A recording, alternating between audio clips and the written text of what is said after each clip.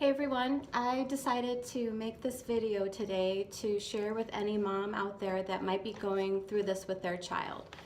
This is not a video about being a picky eater.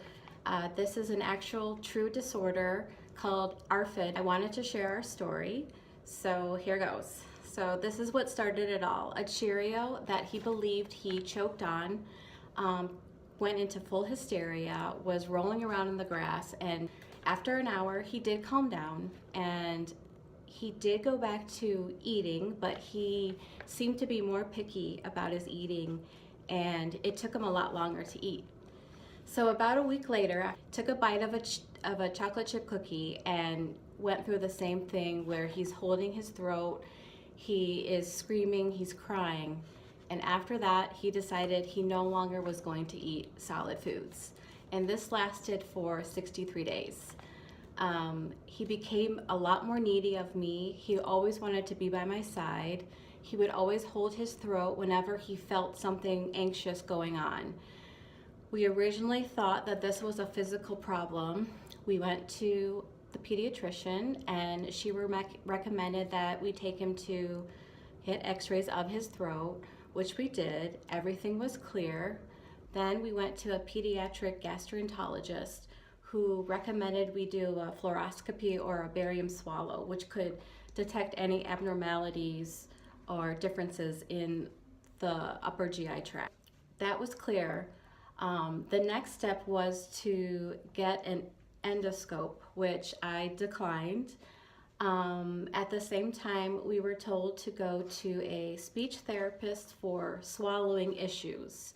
We went to the speech therapist. We did 3 weeks. I did not see any improvements.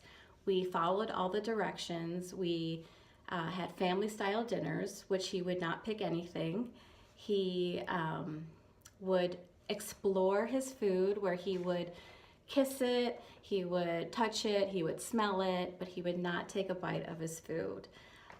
He was living on milk, cream cheese, applesauce, Go-Gurts. Over time, we're at 7 weeks. He has decided that applesauce is too crunchy. I had put some calorie powder into his cream cheese to try to get him to eat more calories.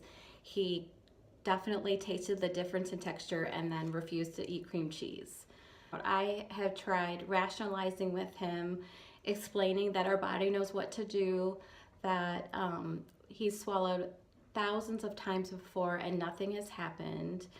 I have tried to bribe him with his favorite pizza, but he would constantly say, I want to eat it, but I'm just not ready. In the end, I probably made things a lot worse because he himself was not ready to take a bite. So ARFID used to be called Selective Eating Disorder, but this was changed in 2013 when the DSM-5 came out. There is a lot out there for ARFID. There's inpatient, outpatient, hospitalization, partial hospitalization, group therapy, individual therapy. But at the time, I did not know the name ARFID. So I was at a loss. I eventually found a behavioral services place, which we decided to do a PHP, or a partial hospitalization program. And this meant that he had to not go to school anymore. It was an intensive program where he spent 6 hours a day, Monday through Friday, working on trying to eat solid foods. So the program that we went into specialized in cognitive behavioral therapy, or CBT, and also exposure therapy. There's a lot of information out there on those two types of therapies. We started the program. He had lots of homework to do. He had to draw a picture of his worst case scenario. So this is him holding onto a hamburger. This is him choking on the hamburger, and this is him spitting out the hamburger. So this was something, that was part of his exposure, where he had to share this with other kids that were in this OCD anxiety program, which overlapped with the kids in the eating disorder program. At the time we went, he was the youngest at age 6 and the oldest was 14. The third week, he ate his first crumb. We had been practicing on holding the crumb, putting it to our lips, and trying to spend as much time as we could to put it in his mouth before he would spit it out. He finally did eat the crumb. Once that began, he decided he could eat potato chips, he could eat cookies, and we thought we were on our way.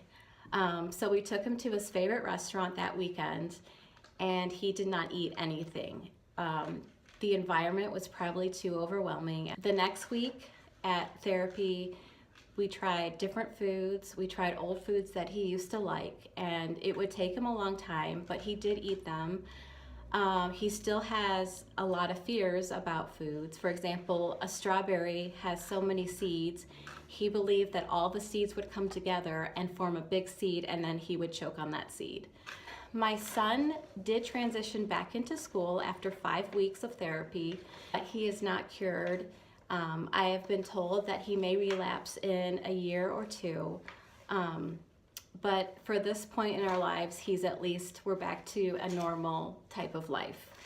I just really wanted to share this today because I wanted people to learn a little bit more about ARFID, and that there are support systems out there, and to even just consider that maybe your child is going through something that my child went through. So I would suggest seeking professional help, specifically an eating disorder specialist who could rule this in or could rule this out. And if you have any comments, please comment below. Be patient, be calm, trust yourself. This has nothing to do with how you feed your child.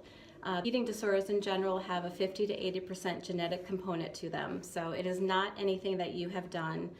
So now that you know the name ARFID, please look it up, and thank you for watching, and like this video, and please share it with anyone that you think could benefit from this information. Thank you.